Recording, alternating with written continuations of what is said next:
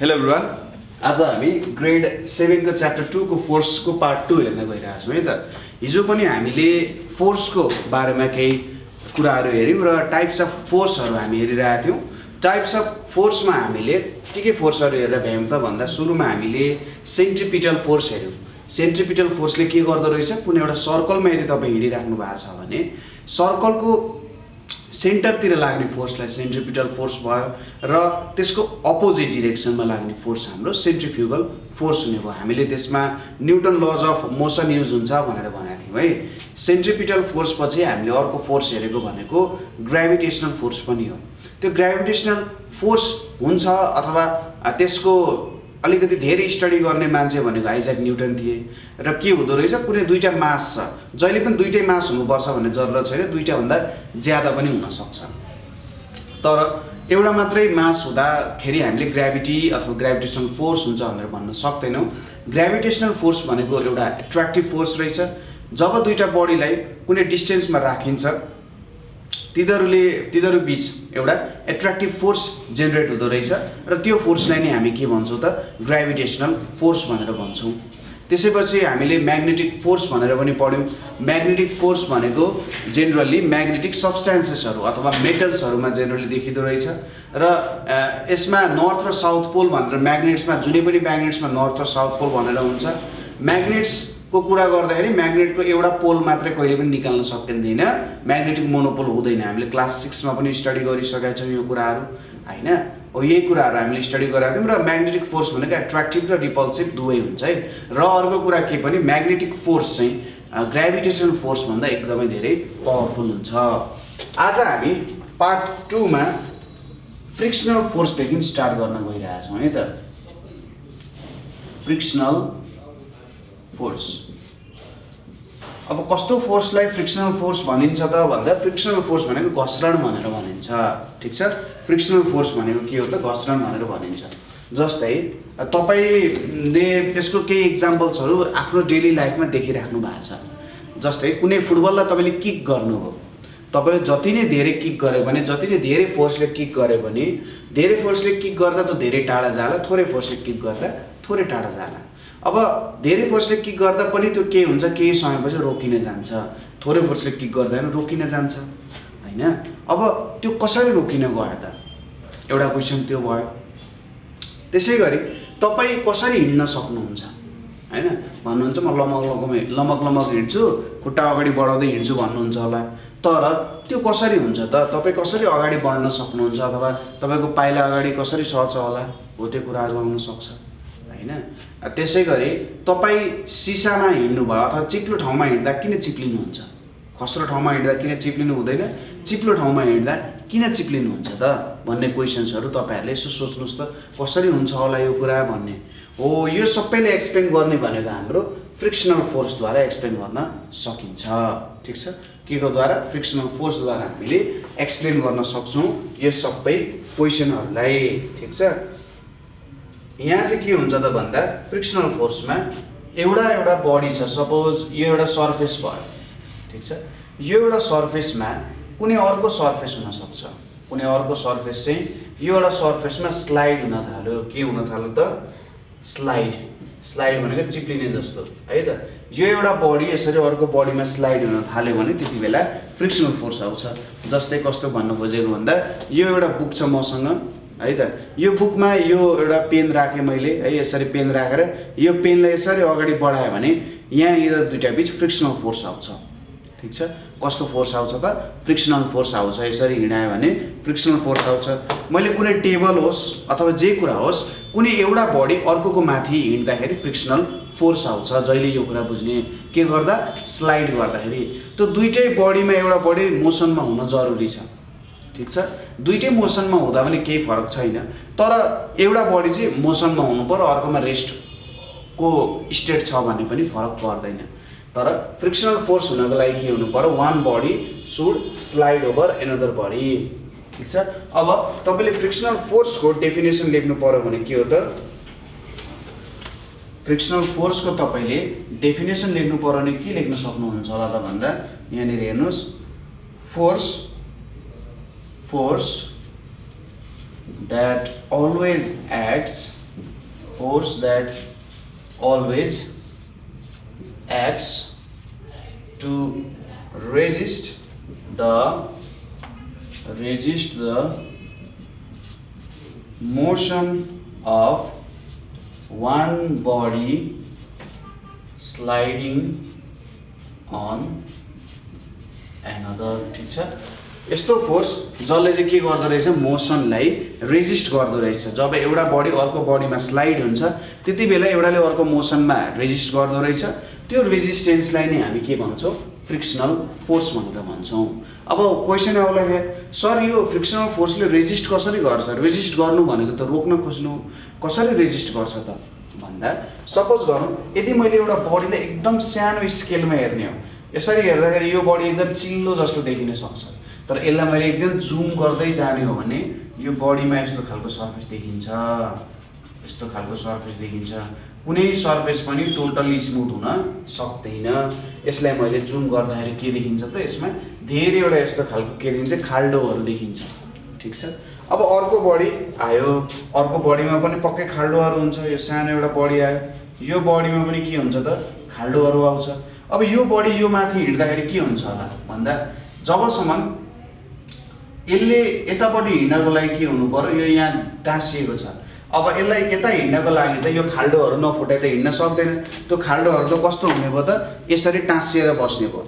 यसरी खाल्डोहरू टाँसिएर बस्ने भएपछि एउटा यतापट्टि जानको लागि त्यो खाल्डोहरू फुटाएर जानुपर्ने हुन्छ नि त। यसलाई त यहाँ भएको खाल्डोहरू, यसरी जोडिएको खाल्डोहरू त फुटाएर जानुपर्ने हुन्छ। यो खाल्डो फुटाउनकै लागि के भयो त, खाल्डो फुटाउनु भनेको हामीले फोर्स एप्लाई गर्नु पर्यो, त्यत्तिकै त हिँड्दैन।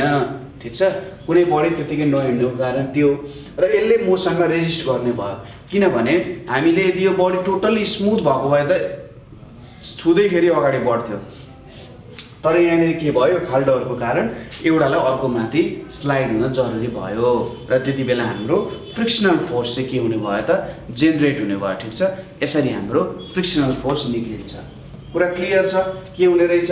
यदि हामीले एकदम सानो माइक्रोस्कोपिक स्केल भन्छ, ठिक छ, माइक्रोस्कोपिक स्केल भनेको माइक्रोस्कोपले हेर्ने खालको स्केल, माइक्रोस्कोपले मात्र देख्ने, हाम्रो नेकेड आइले नदेख्ने हो, त्यस्तो स्केलमा गएर हेर्यौँ भने यस्तो खाल्डोहरू आउँछ।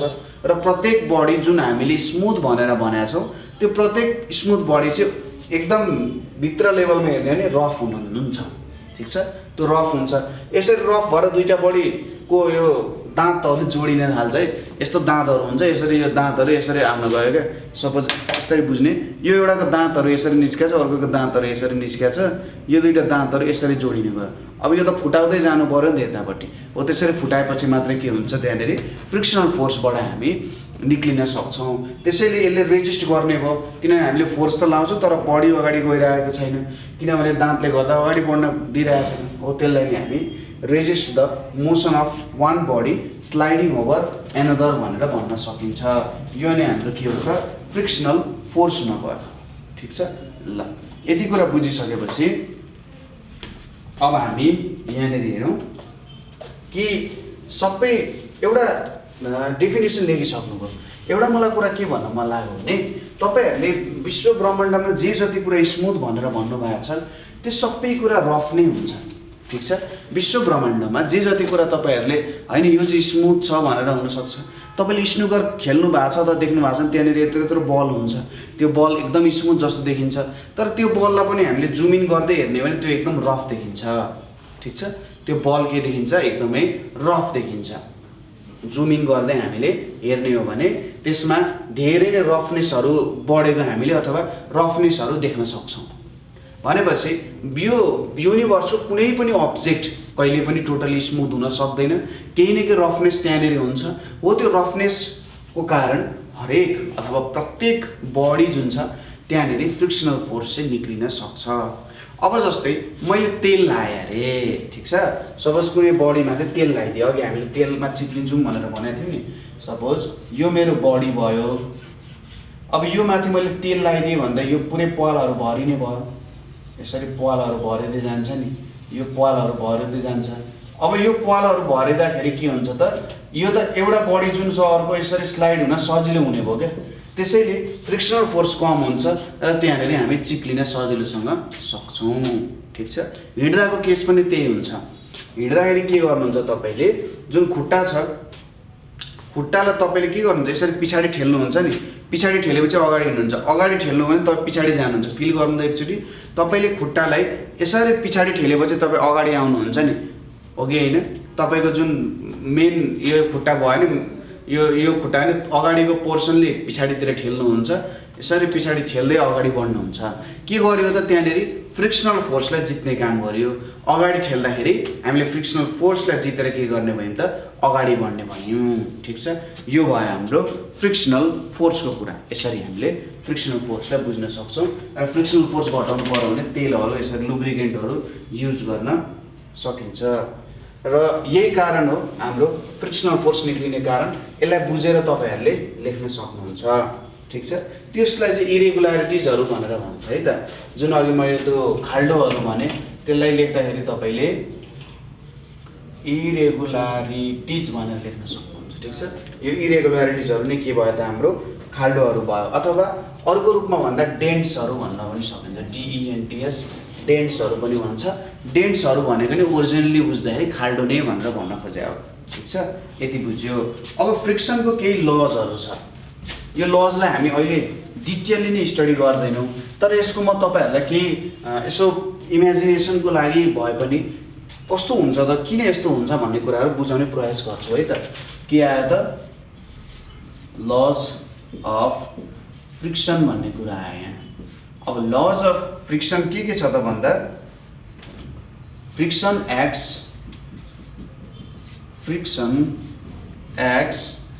In opposite direction friction acts in opposite direction to motion of body ठीक छ फ्रिक्सन चाहिँ जहिले पनि बढी जता हिँड्न खोजिरहेको छ त्यसको अपोजिटतिर जस्तै म अगाडि हिँड्न खोज्दाखेरि फ्रिक्सनल फोर्सलाई जित्नको लागि मैले पछाडि एक्ट गरेँ भने चाहिँ फ्रिक्सनल फोर्सले मलाई पछाडि तान्न खोजे जस्तो भयो अथवा फ्रिक्सनल फोर्स म अगाडि हिँड्न खोजिरहेको छु नि फ्रिक्सनल फोर्स पछाडितिर लागिरहेको छ भन्ने कुरा हो ठिक छ हो त्यस्तै कुरा भयो बस अगाडि जानुपर्ने छ नि उसले पछाडितिर ठेल्ने काम गर्छ हैन पछाडि ठेल्छ बस अगाडि जान्छ हो फ्रिक्सन भनेको जहिले पनि बडी जता हिँड्न खोजिरहेको छ त्यसको अपोजिट डिरेक्सनमा फ्रिक्सनल लाग्छ ठिक छ अब अर्को ल भनेको के छ भने frictional force between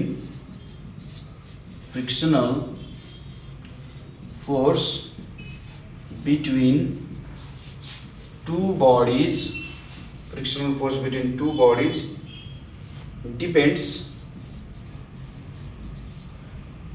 on the surface of contact and their roughness ठीक छ यो लले के भन्न खोज्छ त भन्दा जुन हाम्रो फ्रिक्सनल फोर्स छ घर्षण छ त्यो चाहिँ कति सर्फेस कन्ट्याक्टमा आएको छ दुईटा बडीहरुको कति सर्फेस कन्ट्याक्टमा आएको छ त्यसमा र यिनीहरुको रफनेसमा डिपेन्ड गर्छ भन्नुको मतलब जति धेरै सर्फेसहरु एकअर्काको कन्ट्याक्टमा छन् त्यति धेरै फ्रिक्सनल फोर्स हुन्छ र जति थोरै कन्ट्याक्टमा छन् त्यति थोरै फ्रिक्सनल फोर्स हुन्छ त्यहाँनेरि त्यसैगरी रफनेस मेजर गर्ने तरिकाहरु अरु नै छन् जति धेरै रफ भयो त्यति धेरै फ्रिक्सनल फोर्स जति धेरै स्मूथ भयो त्यति के हुन्छ थोरै फ्रिक्सनल फोर्स हुन जान्छ ठीक छ यो ल पनि हामीले बुझ्यौं होला है त सर्फेस अफ कन्ट्याक्ट र रफनेसको कुरा भयो तपाईले ट्राई गर्न सक्नुहुन्छ सुरुमा सानो सानो दुईटा पिस अफ काठको लिने र तिनीलाई एक अर्कोमा स्लाइड गर्न खोज्ने सजिलो हुन्छ तर ठुलो पिस अफ काठ लिनु भयो र एउटालाई अर्कोको माथि स्लाइड गर्नु भयो भने अलिकति अप्ठ्यारो हुन सक्छ त्यो भनेको चाहिँ यिनीहरुको सर्फेस एरिया अफ कन्ट्याक्ट कति छ त्यसमा डिपेन्ड हुने भयो ठीक छ त्यसैगरी it depends on pressure exerted by sliding body ठीक छ यो चाहिँ केमा डिपेन्ड हुँदो रहेछ त प्रेशर एक्सर्टेड बाइ स्लाइडिङ बडीमा डिपेन्ड हुँदो रहेछ अब यसले के भन्न खोज्छ त सपोज कस्तो भयो भने म यसरी उभिरहेको छु अब तपाईले मलाई ठेल्नु पर्यो तपाईले मलाई अगाडि ठेल्नु पर्यो भने त जुन फ्रिक्सनल फोर्स लागिरहेछ म माथि त्यो फ्रिक्सनल फोर्सलाई जितेपछि मात्र तपाईले मलाई अगाडि ठेल्न सक्नुहुन्छ ठीक छ त्यसैगरी एउटा हात्ती यहाँनेर उभिन आयो हात्तीलाई ठेल्न पनि त उसमा लागेको फ्रिक्सनल फोर्सलाई जित्नु पर्यो नि त। हो त्यो जित्नको लागि के गर्नु पर्यो, फोर्स ल्याउनु पर्यो। अब हात्तीले त सर्फेसमा मभन्दा धेरै प्रेसर दिइरहेको हुनसक्छ होइन, हात्तीले त सर्फेसमा धेरै प्रेसर दिएको हुनसक्छ मभन्दा, त्यही भएर उसलाई के भयो, ठेल्न अप्ठ्यारो भयो। अथवा जसले प्रेसर दिएको छ, प्रेसर दिनुको मतलब ठुलो अब्जेक्टले धेरै प्रेसर दिन्छ भन्ने होइन है। जे होस् मैले एउटा टेन्टेटिभ एक्जाम्पल दिन त्यहाँनिर खोजिरहेको छु। जति के हुने रहेछ, प्रेसर बढ्छ त्यति नै धेरै फ्रिक्सन पनि त्यहाँनिर बढ्न सक्छ, जति प्रेसर कम हुन्छ फ्रिक्सन पनि त्यति नै कम हुन्छ। यसलाई कसरी बुझ्न सक्यो भन्दा, सपोज तपाईँ हिल लाएर अगाडि हिँडिराख्नु भएको छ, ठुल्ठुलो अग्लो हिल लाएर हिँडिराख्नु भएको छ नि, त्यति बेला तपाईँको फ्रिक्सनल फोर्स ज्यादा हुने भयो होइन। अब त्यहाँनिर अरू कुरा पनि आउँछ, सर्फेस एरिया माथिको कुरा छ नि हाम्रो, कति सर्फेस कन्ट्याक्टमा छ भन्ने कुरा पनि त्यहाँनिर आउँछ है त। कति कन्ट्याक्ट सर्फेस एरिया छ भन्ने कुरामा पनि डिपेन्ड गर्छ। तर प्रेसर लागेपछि अभियसली हाम्रो फ्रिक्सन पनि बढ्छ। तर अर्को कुरा, सर्फेस अफ कन्ट्याक्ट र प्रेसरमा कसले जित्छ भन्ने कुरा हो क्या। कसको यहाँनिर चाहिँ के भन्छ फोर्स अथवा कसको फ्रिक्सनल फोर्स अथवा जो त्यहाँनिरको कुराहरू युज धेरै हुन्छ भन्ने कुरा हो। सर्फेस एरियाको फ्रिक्सन ज्यादा हुन्छ कि अब यहाँ प्रेसर एक्जर्टेड बाइ स्लाइडिङको फ्रिक्सन ज्यादा हुन्छ अथवा कम हुन्छ, त्यस्तोले डिपेन्ड गर्छ। सर्फेस एरिया अफ कन्ट्याक्ट कम भयो, प्रेसर ज्यादा छ भने पनि त्यहाँनिर फ्रिक्सनल फोर्समा केही कमी आउँछ। सर्फेस एरिया अफ कन्ट्याक्ट ज्यादा छ, प्रेसर पनि ज्यादा छ भने त्यहाँनिर के हुन्छ, फ्रिक्सनल फोर्स अभियसली के हुन्छ, ज्यादा नै हुन जान्छ है। यो भयो स्लाइडिङ बडीमा डिपेन्ड गर्छ। त्यसै गरी यहाँनिर अर्को कुरा के भनेको छ त भन्दा, यहाँनिर अर्को कुरा आउँछ अब एडभान्टेजेस अफ फ्रिक्सन है त। फ्रिक्सनको एडभान्टेजेसहरू के छ, फ्रिक्सनको एडभान्टेजेसहरू के छ होला, कसरी चाहिँ फ्रिक्सन भेट्न सकिन्छ भन्ने कुराहरू हो। Advantages of friction, advantages of friction. अब फ्रिक्सनको एडभान्टेजेसहरू के हो त भन्दा, पहिलो कुरा we cannot walk without friction, ठिक छ। वी क्यानट वाक विदाउट के हो त, फ्रिक्सन, ठिक छ। हामी फ्रिक्सन बिना अगाडि हिँड्न सक्दैनौँ। अब जुन फ्रिक्सनल फोर्स छ, हामी उभिएको ग्राउन्ड अथवा हामी जुन ग्राउन्डमा जुन जमिनमा हिँड्ने कोसिस गरिरहेका छौँ, त्यो जमिन र हाम्रो खुट्टाबिच केही अमाउन्टमा फ्रिक्सनल फोर्स हुन्छ, यति कुरा त हामीले बुझ्यौँ। हामी उभिएको जमिन र हामी हिँड्ने जमिन र हाम्रो खुट्टामा केही अमाउन्टमा फ्रिक्सनल फोर्स हुन जान्छ। र अर्को कुरा, यदि तपाईँ चिप्लो ठाउँमा हिँड्नु भएको छ भने तपाईँ चिप्लिनुहुन्छ भनेपछि के हुँदो रहेछ त, त्यहाँनिर भनेको यो फ्रिक्सनको कारण चाहिँ हामी अगाडि हिँड्न सक्ने रहेछौँ। हामीले कुनै सर्फेसमा पछाडि ठेल्छौँ, पछाडि ठेल्दाखेरि फ्रिक्सनल फोर्सलाई जित्दाखेरि जति फोर्सले हामी फ्रिक्सनल फोर्सलाई जित्छौँ त्यति नै फोर्सले हामी अगाडि जान सक्छौँ। तर चिप्लो भइसकेपछि, सर्फेस चिप्लो भइसकेपछि त फ्रिक्सनल फोर्स कम हुने भयो। फ्रिक्सनल फोर्स कम भएपछि त हामीले पछाडि फोर्स कम लाउने भयौँ। पछाडि फोर्स कम लाग्दाखेरि हामीलाई अगाडि छेलिने फोर्स भनेको ज्यादा हुनसक्छ। त्यो बेलामा के हुन्छ, ब्यालेन्स हुँदैन। ज्यादा हुनुको मतलब हामी अगाडि चिप्लिन सक्छौँ अथवा हामीले फोर्सै पाइनौँ कि हामी अगाडि हिँड्नै सक्दैनौँ क्या। जति जति तपाईँको चिप्लो सर्फेस हुन्छ त्यति तपाईँले हिँड्न गाह्रो हुन्छ, किनभने फ्रिक्सन कम हुँदै जान्छ। किनभने हामीले पछाडि ठेल्दाखेरि कम फोर्सले नै हामी अगाडि बढ्न सक्छौँ, म्हणजे त्यति नै फोर्स अगाडि लाग्छ र हामी हिँड्न असम्भव हुनसक्छ। अथवा हिँड्न सक्छौँ तर छिटो हिँड्न सक्दैनौँ, ठिक छ।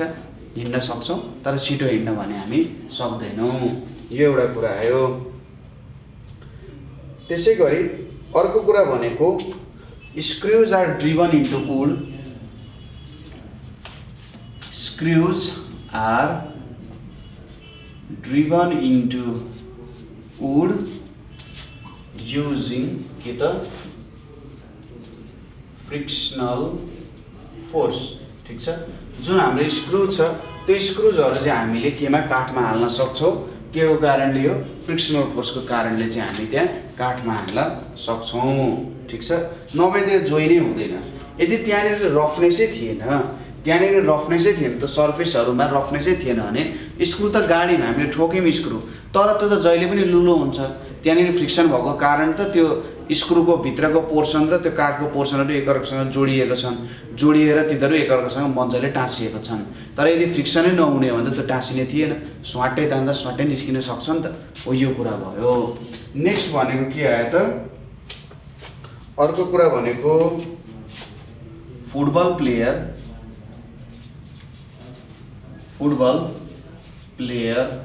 uses shoes with spikes। तपाईहरुले पनि फुटबल खेल्नुहुन्छ होला हैन? फुटबल खेल्दाखेरि त्यहाँनिर तपाईहरुले नि हेर्नु भएको छ होला कि फुटबल बुटमा के हुन्छ, स्पाइक्सहरु तलतिर काँडाहरु हुन्छ नि। अब त्यस्तो काँडाहरु चाहिँ किन राखियो त फुटबल बुटमा? त्यस्तो काँडाहरु किन राखियो त भन्दा जेनरली अब फुटबल खेल्दाखेरि धेरै कन्डिसन्सहरु आउन सक्छ। अब कुनै देशमा अब जस्तै नेपालकै कुरा गरौँ, कहिलेकाहीँ पानी पर्दिन सक्छ। क्रिकेटमा गेम रोकिन्छ तर जेनरली फुटबलमा त्यतिकै रोकिँदैन। कहिलेकाहीँ त्यहाँनिर अरू विभिन्न कुराहरू भइरहेको हुनसक्छ र जेनरली अब फुटबल प्लेयरहरू ग्राउन्डमा चिप्लिन थाल्यो भने त काम दिएन नि त हैन? फुटबल प्लेयरहरू ग्राउन्डमा चिप्लिन थाले, लड्न थाले धेरै भने त तिनीहरूमा इन्जरी आउन सक्छ, तिनीहरू मजाले कुद्न सक्दैनन्। हो अब यो स्पाइक्सले के गर्छ त, फ्रिक्सनलाई इन्क्रिज गर्छ। फ्रिक्सनलाई इन्क्रिज गरिसकेपछि चिप्लिने रेट के हुने भयो, कम हुने भयो। ठिक छ, स्पाइक्स इन्क्रिज गरिदिएपछि यिनीहरू नचिप्लिने भयो, चिप्लिन नसक्ने भए भन्ने कुरा आउँछ। त्यसै गरी अर्को भनेको टायर्स अफ vehicles आर के छ त, STRIPPD स्ट्रिप्ड भनेर भनेको छ। टायर तपाईले चिल्लो टायर पनि देख्नु भएको छ होला, तर टायरहरुमा विभिन्न खालको यस्तो गोलो गोलो गोलो खालको स्ट्रक्चर बनाएको हुन्छ, कहीँनिर यस्तो बाङ्गेको स्ट्रक्चरहरु बनाएको हुन्छ, कहीँनिर अब विभिन्न स्ट्रक्चरहरु बनाएको हुन्छ। अब त्यस्तो खालको स्ट्रक्चर किन बनाइयो त भन्दा यदि चिल्लो टायर थियो भने रोडमा त सजिलैसँग हिँड्ला हैन, एउटा सर्टेन स्पिडमा हिँड्ला। तर जति हामी स्पिड बढाउँछौँ त्यसले रोडसँग फ्रिक्सन घट्न जान्छ र त्यसलाई टर्न गर्नु पर्यो, गाडीलाई टर्न गर्नु पर्यो, एउटा डिरेक्सनबाट अर्को डिरेक्सनमा लानु पर्यो, कुनै डिरेक्सनमा घुमाउनु पर्यो अथवा रोक्नु नै पर्यो भने पनि फ्रिक्सन कम हुन्छ। किनभने चिल्लो सर्फेसमा त फ्रिक्सन कम हुन्छ। हो हामीले गाडी रोक्ने कुराहरुमा, घुमाउने कुराहरुमा प्रब्लम हुने भयो, गाडी स्लिप खान सक्छ। अब पानी परिरहेको छ नि त फ्रिक्सन झन् कम हुने भयो, अथवा तपाईँ अलिकति स्नोफल एरियामा गाडी कुदाइराख्नु भएको छ झन् त्यहाँनिर स्लिप हुने भयो। त्यसैले जेनरली टायर्सहरूलाई के बनाएको हुन्छ त, स्ट्रिप्डहरू बनाएको हुन्छ। र त्यसै गरी ब्रेक्सहरू हुन्छ नि, ब्रेक्स इन भीकल्स। ठिक छ, जुन हामी भीकल्समा ब्रेक्सहरू युज गर्छौँ नि, त्यो ब्रेक्सहरू पनि हाम्रो केमा आउँछ त, यसकै कन्सेप्ट अनुसार आउँछ। ठिक छ, ब्रेक्सहरू पनि के छ त हाम्रो यो फ्रिक्सनकै कन्सेप्ट अनुसारै रन हुने हो है त। यति कुरा बुझियो होला। अब फ्रिक्सनको डिसएडभान्टेजेस पनि छ, फ्रिक्सनको एडभान्टेजेस मात्रै छैन, फ्रिक्सनको केही डिसएडभान्टेजेसहरू पनि छ। यो पोइन्ट्सहरू लेख्न सक्नुहुन्छ।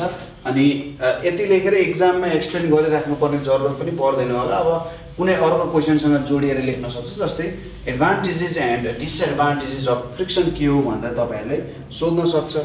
पहिलो कुरा त भनेको friction produces hit, friction produces hit. र अर्को म लेखिदिन्छु अनि एक्सप्लेन गर्छु, इट रिड्युसेस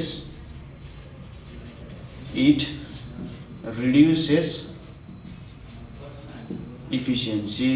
यो कुरा बुझ्यो कि बुझेन? फ्रिक्सन प्रोड्युसेस हिटको एक्जाम्पललाई हामीले कसरी बुझ्न सक्छौँ? जस्तै मसँग हात छन्, यो हातहरू पनि रफ छन् नि, मैले यसरी रगडेँ भने, दुईटालाई यसरी रगडेँ भने के हुन्छ, यो तातो हुन जान्छ हैन? जति फास्ट तपाईँले रगड्ने हुन्छ त्यति धेरै तातो हुन्छ, जति बिस्तारै रगड्ने हुन्छ त्यति कम तातो हुन्छ हैन? हो यहाँबाट के बुझिन्छ, फ्रिक्सन हुँदाखेरि त्यहाँनिर हिट प्रोड्युस हुँदो रहेछ, फ्रिक्सनले हिट प्रोड्युस गर्न सक्दो रहेछ। अब धेरै हिट प्रोड्युस गर्यो भने त मेसिन तातेर नचल्न नि सक्छ नि। कम्प्युटर धेरै तात्यो भने चल्दैन नि, तपाईँले फिल गर्नुभएको छ होला आफ्नो डेस्कटप अथवा ल्यापटप कम्प्युटरहरू। मोबाइल तात्यो भने पनि कुनै मोबाइल त धेरै हिट भयो, अब म केही समय अफ हुन्छ। जस्तै आइफोनहरू चाहिँ धेरै हिट भयो भने ल केही समयको लागि अफ हुन्छ, अन्टिल यो मोबाइल कुल डाउन भनेर त्यस्तो खालको पनि आइरहेको हुन्छ है त। यो कुराहरू यहाँनिर आयो। त्यसै गरी अब धेरै हिट प्रोड्युस भयो भने त त्यो मेसिन सजिलैसँग बिग्रिन पनि सक्छ है। धेरै हिट प्रोड्युस भयो भने मेसिन सजिलै बिग्रिन्छ। यसले इफिसियन्सी रिड्युस गर्छ। किन इफिसियन्सी रिड्युस गर्छ त भन्दा फ्रिक्सनको कारण त हिट प्रोड्युस हुने भयो। अब हिट प्रोड्युस भइसकेपछि ठिक छ, हिट प्रोड्युस भइसकेपछि फ्रिक्सनको कारण इफिसियन्सी रिड्युस हुने भयो। किनभने हाम्रो मेन एउटा टार्गेट के हुन्छ भने हामीले जति शक्ति काममा लाउँछौँ त्यति नै शक्ति चाहिँ आउटपुटमा पनि देखिनु पर्यो। जति शक्ति हामीले काममा लाउँछौँ त्यो चाहिँ हामीले आउटपुटमा पनि देख्न सक्नु पर्यो भन्ने हाम्रो कन्सेप्ट हुन्छ। अब केही अमाउन्ट अफ जुन इनपुट वर्क हामी दिन्छौँ, हामीले गरेको काम चाहिँ फ्रिक्सनमा जान्छ र फ्रिक्सनले हिट प्रोड्युस गर्छ भनेपछि हाम्रो केही अमाउन्टमा हिट इनर्जी त घट्नै भयो। त्यही भएर फ्रिक्सनले चाहिँ हिट प्रोड्युस गर्छ र इफिसियन्सी रिड्युस गर्छ मेसिनको।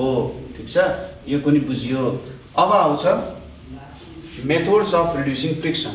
अब फ्रिक्सनलाई कसरी रिड्युस गर्न सक्नुहुन्छ त? ठिक छ, फ्रिक्सनलाई कसरी रिड्युस गर्न सक्नुहुन्छ भने त पहिलो कुरा भनेको बाई पोलिसिङ। कुनै कुरामा तपाईँले पोलिस गर्नु, कुनै कुरा तपाईँले पोलिस गर्नुभयो भने के हुन्छ त त्यसो स्मुथ हुन जान्छ। पोलिस गर्दाखेरि के हुन्छ? स्मुथ हुन जान्छ। स्मुथ भएपछि के भयो? फ्रिक्सन घट्ने भयो। त्यसै गरी बाई युजिङ लुब्रिकेन्ट्स।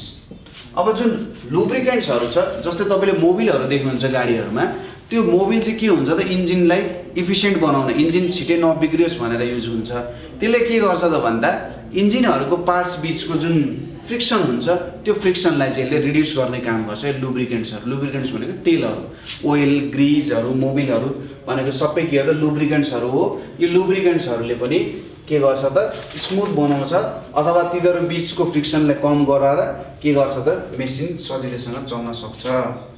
तेस्रो भनेको by rolling instead of sliding. यसले के भनिरहेछ भने सपोज कुनै एउटा कुरा गुड्किन्छ, रोल हुन्छ, यो यसरी गुड्किँदै गुड्किँदै अगाडि बढ्छ भने अथवा अर्को एउटा बडी छ त्यो चाहिँ अर्कोको माथि घिस्रिँदै घिस्रिँदै हिँड्छ भने गुड्किँदाखेरि कम फ्रिक्सन हुन्छ र यसरी घस्रिँदाखेरि ज्यादा फ्रिक्सन हुन्छ। किनभने यहाँनिर सर्फेसै कम टच गरिरहेको हुन्छ क्या। जुन रोल हुन्छ, रोल गर्ने बडी हुन्छ, उसको केही पार्टले मात्रै सर्फेस टच गर्छ, फ्रिक्सन कम हुने भयो। तर स्लाइड हुँदाखेरि के हुन्छ? टोटल सर्फेसले नै के गरे हुन्छ? सर्फेस अर्को सर्फेसमा टच गरे हुन्छ, त्यो भएर फ्रिक्सन के हुन जान्छ? ज्यादा हुन जान्छ। ठिक छ, अब हामी अर्को एउटा फोर्सको बारेमा हेर्छौँ जुन फोर्स हो इलेक्ट्रोस्ट्याटिक फोर्स। तपाईँहरूले यो इलेक्ट्रोस्ट्याटिक फोर्स पनि फिल गर्नुभएको छ होला र घरहरूतिर पनि तपाईँहरूले इलेक्ट्रोस्ट्याटिक फोर्सको कामहरू गरिसक्नु भएको छ है त। के को? Electrostatic force. अब इलेक्ट्रोस्ट्याटिक फोर्स भनेको चाहिँ के हो भने जस्तै तपाईँले के गर्नु भने तपाईँले आफ्नो कपाल कम गर्नु होइन, काइँयोले यसो काइँयोले कपाल के गर्नु त कोर्नु, काइँयोले कपाल कोरेर एउटा पेपर नजिकै लानु भने त्यो पेपर त्यो काइँयोमा टाँसिन जान्छ। ठिक छ, के हुँदो रहेछ? काइँयोमा टाँसिन जान्छ। त्यसै गरी तपाईँले एउटा बेलुनलाई रब गर्नुभयो, तपाईँको कपडाहरूमा रब गरेर आफ्नो कपाल नजिकै लानु भने त्यो कपाललाई यसले के गर्छ? तान्न जान्छ। बुझ्नुभयो? हो, यस्तो काम भनेको सबै इलेक्ट्रोस्ट्याटिक फोर्सले गर्छ। ठिक छ, के हुन्छ त यो इलेक्ट्रोस्ट्याटिक फोर्स कसरी आउँछ त भन्ने कुरा हुनसक्छ। इलेक्ट्रोस्ट्याटिक फोर्स भन्ने कुरा भनेको अलिकति डिफ्रेन्ट कुरा छ, थोरै डिफ्रेन्ट कुरा छ। हामीले चार्जहरूको बारेमा त बुझेका छौँ होइन, चार्ज भनेको के हो, चार्जमा के हुन्छ भन्ने कुराहरू त स्टडी गरेका छौँ। अब अर्को एउटा कुरा के पनि बुझ्नु जरुरी भयो भने यो चार्जहरू कुनै बेला मुभ हुनसक्छ एउटा पोइन्टबाट अर्को पोइन्टमा, कुनै बेला मुभ नहुन पनि सक्छ। जति बेला मुभ हुँदैन, अब यहाँ हेरौँ इलेक्ट्रो भन्ने जुन कुरा छ, इलेक्ट्रो भनेको के हो? Relating to electricity, relating to electricity भनेको इलेक्ट्रो भयो। स्ट्याटिक भनेको के भयो त? नट मुभिङ एट रेस्ट भन्न पनि सकिन्छ, नट एट मोसन। ठिक छ, के हुँदो रहेछ? मोसनमा छैन। इलेक्ट्रो भनेको रिलेटिङ टु इलेक्ट्रिसिटी र स्ट्याटिक भनेको के हो त? मोसनमा छैन त्यो। ठिक छ, यदि त्यो मोसनमा छैन र त्यो के हो त? इलेक्ट्रिसिटीसँग रिलेटेड छ भने यो मोसनमा नहुने चार्जहरू। इलेक्ट्रिसिटी भनेको त के हो? चार्जहरू हुन्छ। चार्जहरू जेनरली दुई प्रकारका हुन्छन्, एउटा हुन्छ पोजिटिभ चार्ज, अर्को हुन्छ नेगेटिभ चार्ज हो। जति बेला यिनीहरू चाहिँ मोसनमा हुँदैनन् त्यति बेला यिनीहरूले इलेक्ट्रोस्ट्याटिक्स भन्छ है, इलेक्ट्रोस्ट्याटिक्स भनेर पनि भन्छ, स्ट्याटिक इलेक्ट्रिसिटी भनेर पनि भन्न सकिन्छ। जति बेला चार्जहरू मोसनमा हुँदैनन् त्यति बेला यसलाई स्ट्याटिक इलेक्ट्रिसिटी भनेर भनिन्छ। जति बेला मोसनमा हुन्छन् इलेक्ट्रोडाइनामिक्स भनेर भन्छ। डाइनामिक्स भनेको मोसनमा र स्ट्याटिक्स भनेको रेस्टमा है। इलेक्ट्रोस्ट्याटिक्स भनेको मोसनमा छैन अथवा यसलाई स्ट्याटिक इलेक्ट्रिसिटी भन्न सकिन्छ। मैले अघि नै भनिहालेँ स्ट्याटिक इलेक्ट्रिसिटी भनेको हाम्रो चार्ज चाहिँ यदि मोसनमा छैन भने स्ट्याटिक इलेक्ट्रिसिटी हुन जान्छ। अब कसरी यो काइयोले चाहिँ तान्छ त, हाम्रो पेपरलाई कसरी तान्छ भन्दा जस्तै जब हामीले काइयोलाई कपालमा कोर्छौँ, कोर्दाखेरि केही अमाउन्ट अफ चार्ज चाहिँ घटबड हुन जान्छ। काइयोले केही चार्ज रिसिभ गर्ला अथवा काइयोले केही चार्ज कपालमा देला। त्यसपछि के हुन्छ, जब पेपरको नजिकै लगिन्छ त्यो पेपरको जुन चार्ज छ नि, सपोज हामीले एउटा कुरा के बुझ्नु पर्यो भने पोजिटिभ चार्ज र पोजिटिभ चार्जले एकअर्कालाई रिपेल गर्छ र अर्को कुरा नेगेटिभ चार्ज र पोजिटिभ चार्जले एकअर्कालाई एट्र्याक्ट गर्छ। ठिक छ, सेम चार्ज भयो भने रिपेल गर्छ, अपोजिट चार्ज भयो भने के गर्छ, एट्र्याक्ट गर्ने काम गर्छ। अब जुन कम छ हाम्रोमा, कममा यो COMB कम भयो, कममा भनेको हाम्रो यस्तो हुन्छ होइन, काहीँ अलिक भएन होला, यो कममा पोजिटिभ चार्ज होला, यो पेपरको नेगेटिभ चार्जहरू यसले आफूतिर तान्न थाल्छ कि पेपरबाट बाहिर निस्किँदैन, तर यहाँ नजिकै आइसकेपछि के हुन्छ त आफ्नो नजिकैतिर ल्याउन खोज्छ, यसलाई यसरी नजिकै के गर्छ, ल्याउन थाल्छ र यसको यहाँसँग टाँसिन जान्छ। म्याग्नेटिजममा नि यस्तै कुरा पढे जस्तो लाग्छ है। यो रिपल्सन एट्र्याक्सनको कुराहरू, लाइक पोल्सहरूले एकअर्कालाई के गर्छ, रिपेल गर्छ, अनलाइक पोल्सहरूले एकअर्कालाई के गर्छ, एट्र्याक्ट गर्ने काम गर्छ। त्यही कुराहरू जस्तै नै हो, यिनीहरू भनेको पनि म्याग्नेटिजम जस्तै हो, तर त्यस्तो डेप्थमा पनि अहिले हामीले हेरिराख्नुपर्ने जरुरी छैन। बुझ्न मन छ नि भन्न सक्नुहुन्छ है त। अर्को एउटा सेपरेट भिडियोमा यसको बारेमा हामी अझै मजाले डिस्कस गर्न सक्छौँ। तर के बुझ्ने, कमको जुन चार्ज छ त्यो चार्जको एउटा फोर्स हुन्छ, त्यो फोर्सको कारण चाहिँ पेपरको जुन अरू चार्ज छ त्यसलाई आफूतिर एट्र्याक्ट गर्छ र त्यो नै हाम्रो इलेक्ट्रोस्ट्याटिक फोर्स हुन जान्छ। कुरा बुझियो? तपाईहरुले कम बेलुनहरुसँग एक्सपेरिमेन्ट गर्न सक्नुहुन्छ। एकचोटि त्यो काइयोलाई आफ्नै कपडामा रब गर्ने अनि पेपर तान्न खोज्ने, अर्कोचोटि त्यो काइयोलाई कपालमा रब गर्ने, अर्कोचोटि सिल्कमा रब गर्ने, डिफ्रेन्ट कपडामा रब गर्दै गर्दै तपाईले हेर्न सक्नुहुन्छ। तपाईको जुन लम्बाइ कोर्ने स्केल छ नि, त्यो स्केलमा पनि ट्राई गर्न सक्नुहुन्छ कस्तो खालको के देखिएला, आउँछ कि आउँदैन होला, आयो भने कस्तो खालको चार्जहरु डेभलप हुन्छ, हो यस्तो कुराहरु तपाईहरुले त्यहाँनेर हेर्न सक्नुहुन्छ। त्यसपछि अब हामी अर्को एउटा कन्सेप्ट नै, अब योबाट फ्लिप भएर हामी नेक्स्ट कन्सेप्ट हेर्न गइरहेछौँ। त्यो भनेको हाम्रो डिस्टेन्स एन्ड डिस्प्लेसमेन्टको कन्सेप्ट हामी हेर्न गइरहेछौँ है त। के को त? डिस्टेन्स एन्ड डिस्प्लेसमेन्टको कन्सेप्टहरु। यो तपाईहरुको लागि एकदमै इम्पोर्टेन्ट कन्सेप्ट हो, किनभने यो कन्सेप्टले तपाईहरुले न्युमेरिकल सल्भ गर्नेदेखि लिएर फिजिक्सको एकदम आधारभूत कुराहरु है, एकदम फन्डामेन्टल कुराहरु पनि हो, यिनीहरु यसलाई बुझ्न पनि एकदम जरुरी छ है त। डिस्प्लेसमेन्ट र डिस्टेन्स भन्ने कुरा सायद हामीले क्लास 6 मा पनि डिस्टेन्स र डिस्प्लेसमेन्ट भनेर हेरिसकेका छौं। के हुन्छ डिस्टेन्स, के हुन्छ डिस्प्लेसमेन्ट भन्ने कुराहरु हामीले हेरेका छौं। अब यहाँनेर हामी अलिकति यसको न्युमेरिकल पोइन्ट अफ भ्यूमा पनि यसको कुराहरु हेर्ने कोसिस गर्छौं है त। सपोज डिस्टेन्स भनेको के हो त भन्दा, ल डिस्टेन्स र डिस्प्लेसमेन्ट यिनीहरुको एकदम माइन्युट डिफरेन्स छ है। एउटा भेक्टर हो, एउटा स्केलर हो। मैले सिम्पली यति भनेर छोडिदिँदा पनि हुन्छ, तर के हुन्छ त सर भेक्टर के हो, स्केलर के हो भन्ने कन्सेप्टहरु आउन जान्छ र भेक्टर र स्केलरको कन्सेप्ट आफैमा एकदम लार्ज छ। तर एउटा सिम्पल केही कुराहरु गरौँ र त्यो सिम्पल कुराहरुबाट हामी यसलाई चाहिँ बुझ्ने कोसिस गरौँ है त।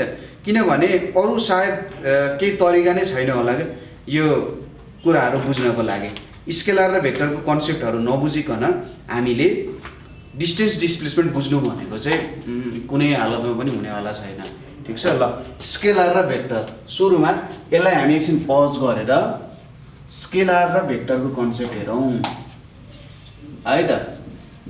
स्केलर र भेक्टर, अब कुनै पनि कुरा अथवा कुनै पनि अब्जेक्टहरुमा के हुँदो रहेछ त भन्दा त्यहाँनेरि चाहिँ हाम्रो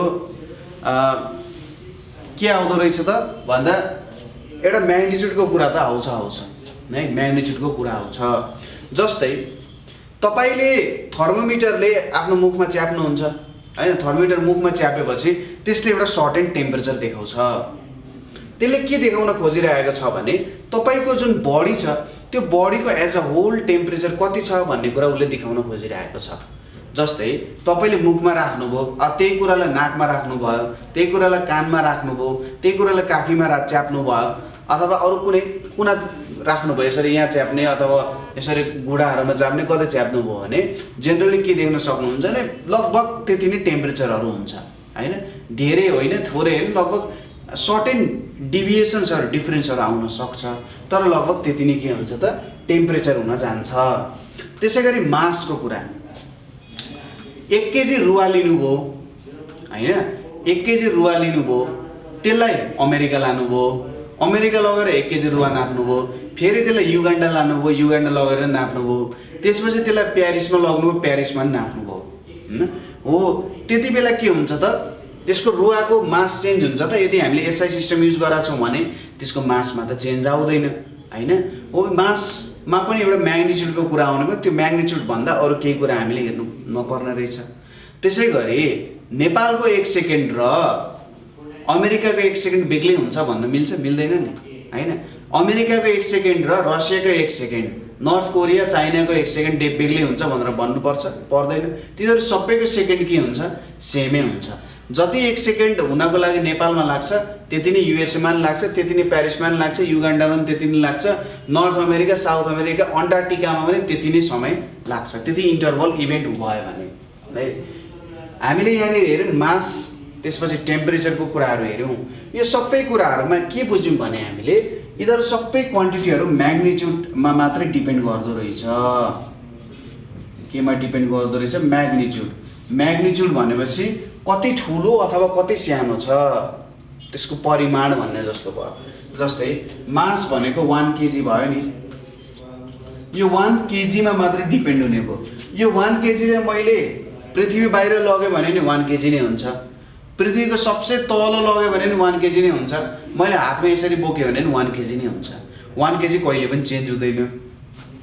त्यसैगरी 30 डिग्री सेल्सियस, 30 डिग्री सेल्सियस मैले पृथ्वीमा नापे अरे कुनै एउटा बडी लिए जो 30 डिग्री सेल्सियसको छ, यदि त्यही बडी मैले यदि केही कुराहरू यहाँनिर आउँछ, जस्तै तपाईले भन्नुला सर अब पानी परिरहेछ, चिनी चाहिँ पानीमा हाल्यो भने त अरे यार चिनी चिनीमा पानी हालिसकेपछि त वेट बढिहाल्छ नि, त्यस्तो त गर्नु भएन।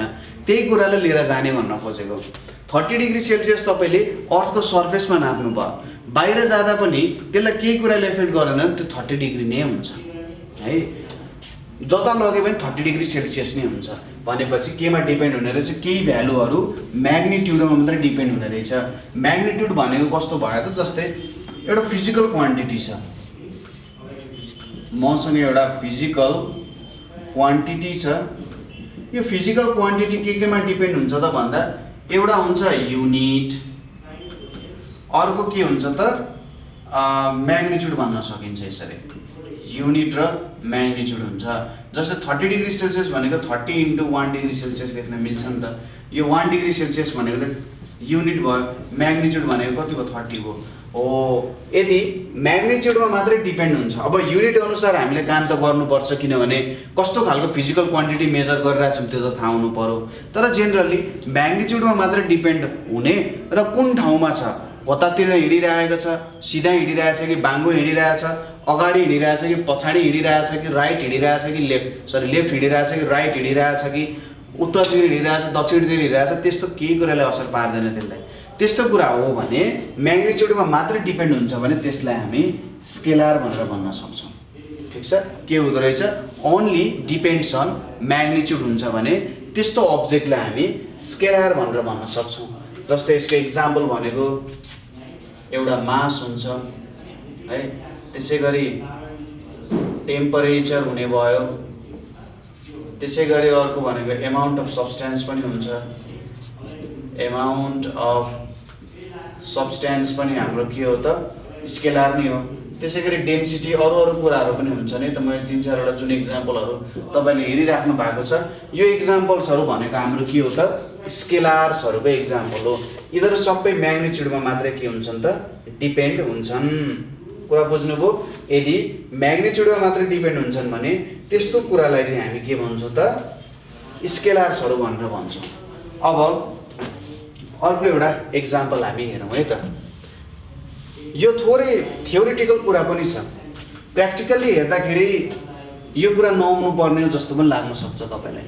तर के फाइदा भयो भने यसले चाहिँ हाम्रो एउटा प्रब्लम सल्भिङ नै धेरै नै फाइदा पुर्याउने भयो।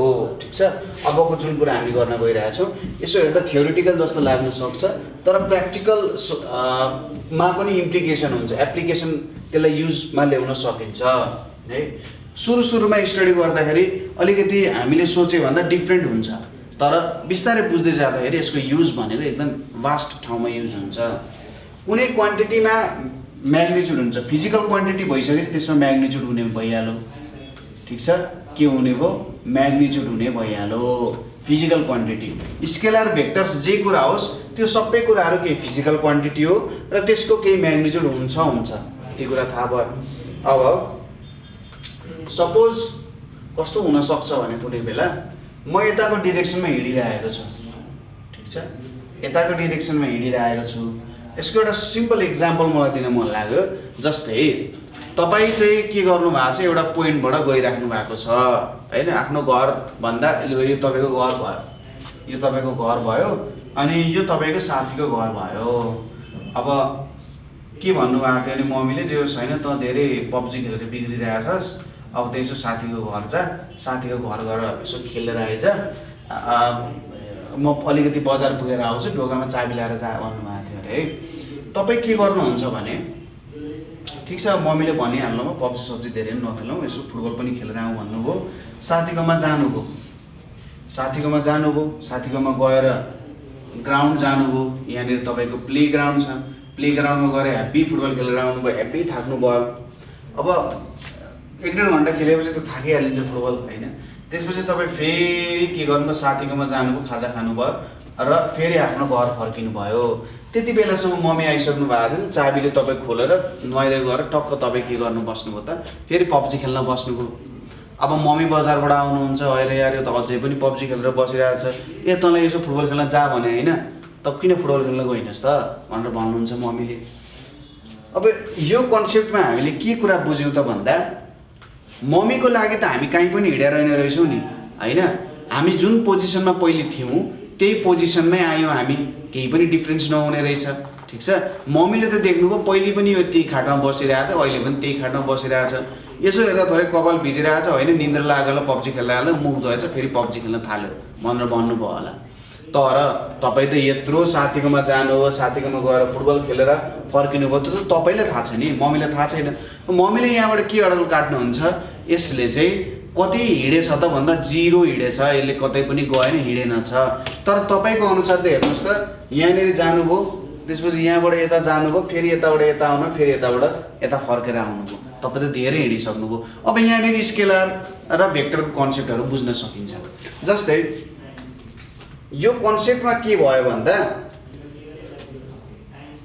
आमालाई चाहिँ यो डिरेक्सनको कन्सेप्ट अथवा आमा भनेको हाम्रो यहाँनिर आमाले हामीले हेर्ने दृष्टिकोण भनेको भेक्टरको दृष्टिकोण भयो, हाम्रो चाहिँ एउटा स्केलरको दृष्टिकोण भयो। जस्तै म यहाँबाट यहाँ हिँड्नको लागि 1 मिटर हिँडेँ, यहाँदेखि यहाँ 2 मिटर अथवा 100 मिटर भनौँ न, 1 मिटर त के हिँड्नु, 200 मिटर भयो, फेरि यहाँदेखि यहाँ हिँड्दा 200 मिटर भयो, फेरि यहाँदेखि यहाँ हिँड्दा 100 मिटर भयो। म जम्मा कति मिटर हिँडेछु, 200, 200, 400, 600 मिटर हिँडेँ, फुटबल पनि खेलेँ। तर मम्मीको लागि कस्तो भयो भन्दा, म 100 मिटर हिँडेँ, फेरि 200 मिटर हिँडेँ, तर यो नेगेटिभ जस्तो भइदियो कि एकछिनको लागि है त, अहिले नेगेटिभ नै भएको छैन, जस कन्सेप्ट बुझाउन। फेरि 100 मिटर भनेको त 0 आउन गयो, यसरी पनि बुझ्न सकिन्छ नि। आमाको हिसाबमा के भयो, यो कहीँ पनि हिँडेको छैन, 0 छ, तर के हुने भयो त, म त हिँडेको छु भन्ने कन्सेप्ट आउँछ। हो, त्यो हेर्ने दृष्टिकोण अनुसार भेक्टर र स्केलर बनाउन सकिन्छ होला। तर जस्ट एउटा सिम्पल एक्जाम्पल मात्र तपाईहरुलाई के दिन खोजे भन्दाखेरि जे होस् तपाई यत्रो हिडिसक्दा पनि तपाई नहिडेको जस्तै पनि हुन सक्दो रहेछ कस्तो अब्जर्भरले हेरिरहेको छ भन्ने कुरामा त्यो कुरा डिपेन्ड गर्न पनि सक्दो रहेछ ठीक छ ल यसलाई अझै क्लियर हौं है त यति एक्जाम्पल बुझ्नुभयो 0 भयो अनि अर्को 600 मिटर भयो भन्ने एक्जाम्पल बुझ्नु भयो भने अब भेक्टरको कुरा हेरौं भेक्टर भनेको चाहिँ यस्तो क्वान्टिटी हो जसमा म्याग्निट्युड पनि हुन्छ एन्ड डिरेक्सन पनि हुन्छ बोथ म्याग्निट्युड एन्ड डिरेक्सन यदि हुन्छ भने त्यो भनेको हाम्रो के हुन जान्छ भेक्टर्सहरु हुन जान्छ ठीक छ म्याग्निट्युड एन्ड डिरेक्सन सपोज अब तपाई यो पोइन्ट देखि यो पोइन्ट सम्म यहाँबाट यहाँ हिड्नु भयो ठीक छ अब तपाई फेरि सपोज यो पोइन्ट ए भयो यो पोइन्ट बी भयो पोइन्ट बी बाट फेरि तपाई फर्केर जानुभयो ठीक छ पोइन्ट बी बाट फेरि फर्केर जानुभयो ए देखि बी सम्म तपाई 100 मिटर यहाँ देखि यहाँ पनि 100 मिटर एउटा भनेको डिरेक्सनको हिसाबमा हेर्ने हो भने त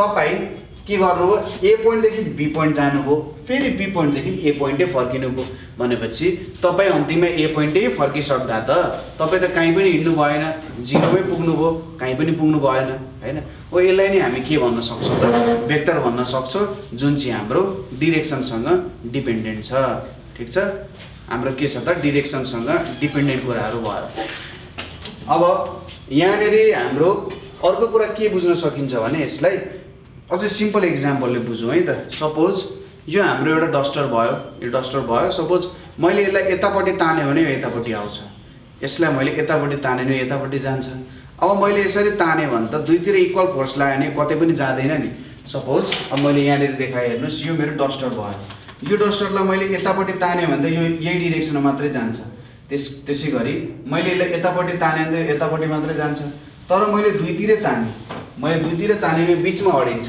यसको मतलब के भयो त एउटा यो डिरेक्सनमा लागिरहेछ ठ्याक्कै यसको अपोजिट डिरेक्सनमा एउटा लाग्यो अपोजिट डिरेक्सनमा लागिरहेछ यसमा पनि हामीले 10 युज गर्यौं फोर्स यसमा पनि 10 युज गर्यौं यो 10 युज गर्दाखेरि अपोजिट डिरेक्सनमा लाउँदा त एक अर्कालाई क्यान्सल गर्दो रहेछ यसले ठीक छ यो हाम्रो के को कन्सेप्ट भयो त भेक्टरको कन्सेप्ट हुन गयो किनभने म्याग्निट्युड मात्रै हुने हो भने त यस्तो नहुनु पर्ने हो तर डिरेक्सनको पनि कन्सेप्ट आएको कारण दुईटा अपोजिट डिरेक्सनमा लाग्ने भयो यसरी अपोजिट डिरेक्सनमा लागेर के भयो त फोर्सहरु क्यान्सल हुने हो त्यसैले यदि कुनै कुराहरु म्याग्निट्युडमा मात्र डिपेन्ड हुन्छ भने स्केलर भयो र यदि म्याग्निट्युड र डिरेक्सन बोथमा डिपेन्ड गर्छ भने त्यो कुरा भनेको के भयो त हाम्रो भेक्टर्सहरु हुन गयो ठीक छ दुईटैमा डिपेन्ड गर्छ भने भेक्टर्सहरु हुन गयो अब भेक्टर्सहरु कुन डिरेक्सनमा लिनु भएको छ त्यो डिरेक्सन अनुसार पोजिटिभ नेगेटिभ जिरो हुन सक्छन् स्केलरहरु जहिले पनि पोजिटिभ नै हुन्छन् किनभने म्याग्निट्युड कहिले पनि नेगेटिभ हुन सक्दैन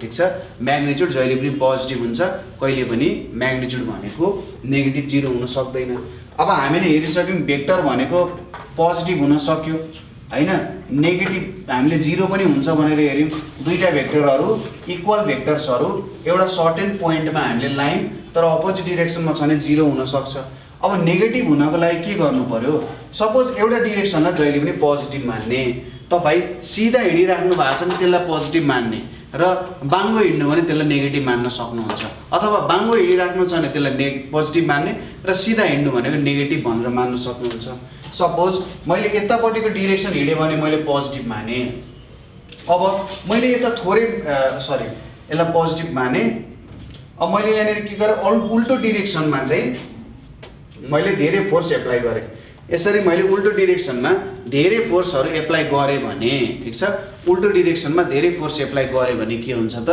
यो हाम्रो नेगेटिभ हुन जान्छ किनभने मैले एउटा डिरेक्सनलाई पोजिटिभ मानेको छु नि त एउटा डिरेक्सनलाई पोजिटिभ मानेको छु अर्कोलाई नेगेटिभ मानेको छु अब नेगेटिभ तिर धेरै मैले एप्लाई गरे हुन त यो नेगेटिभ होइन तर हामीले के भन्न खोजिरहेका छौं भने नेगेटिभ भन्नुको मतलब चाहिँ मैले जुन डिरेक्सनलाई पोजिटिभ मानेको छु त्यसको उल्टोतिर मैले काम गरिरहेको छु भने त्यसलाई म नेगेटिभ मान्न सक्छु ठीक छ जुन डिरेक्सनलाई म पोजिटिभ मान्छु त्यसको उल्टोतिर मैले काम गरिरहेको छु भने त्यसलाई मैले नेगेटिभ भनेर मान्न सक्छु ठीक छ यति कुरा क्लियर भयो है पोजिटिभ नेगेटिभको कुराहरु आयो र अब भेक्टरको एक्जाम्पल्सहरु भनेको एउटा फोर्स हुन सक्छ भेलोसिटी पनि भेक्टरै हो त्यसैगरी डिस्प्लेसमेन्ट यो सबै के हो त भेक्टर क्वान्टिटिजहरुको एक्जाम्पलहरु हो। जेनरली यही कुराहरुसँग हामीले काम गरिरहन्छौँ। अब हामी पढ्न रेडी छौँ डिस्टेन्स एन्ड डिस्प्लेसमेन्ट। ठीक छ, यदि तपाईले यो भेक्टर्सहरुको कुरा बुझ्नु हो भने बुझ्न सक्नुहुन्छ। अघि त्यो आमा छोराको एक्जाम्पल चाहिँ मैले जस्ट भेक्टर के हो स्केलर के हो भन्ने कुरा एउटा अन्डरस्ट्यान्डिङ भयो त्यहाँनेरि। यसो हेर्दाखेरि कसैलाई 0 जस्तो लाग्न सक्छ, कसैलाई त्यही कुरा डबल जस्तो लाग्न सक्छ भन्ने कन्सेप्टहरु पनि हामीले बुझ्यौं हैन। अब डिस्टेन्स एन्ड डिस्प्लेसमेन्ट। डिस्टेन्स भनेको के हो त भन्दा टोटल डिस्टेन्स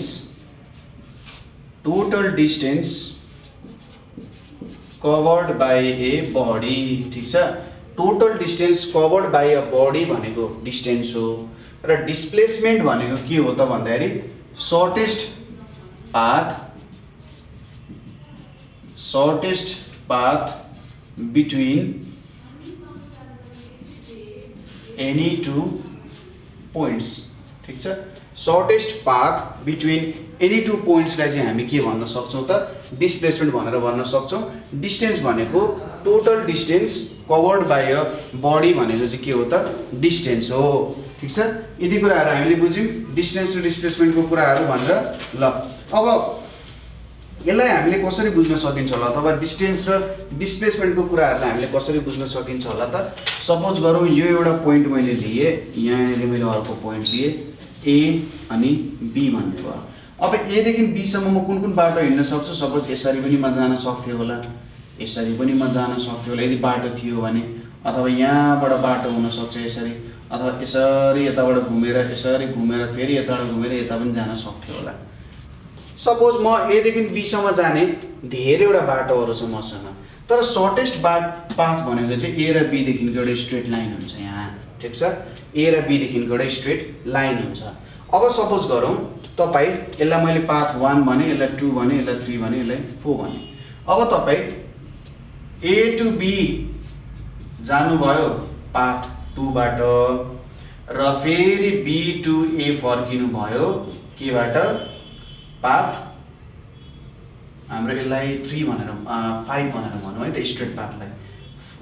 केबाट फर्किनु भयो? 5 बाट। ल यसरी पनि बुझ्न सक्यो।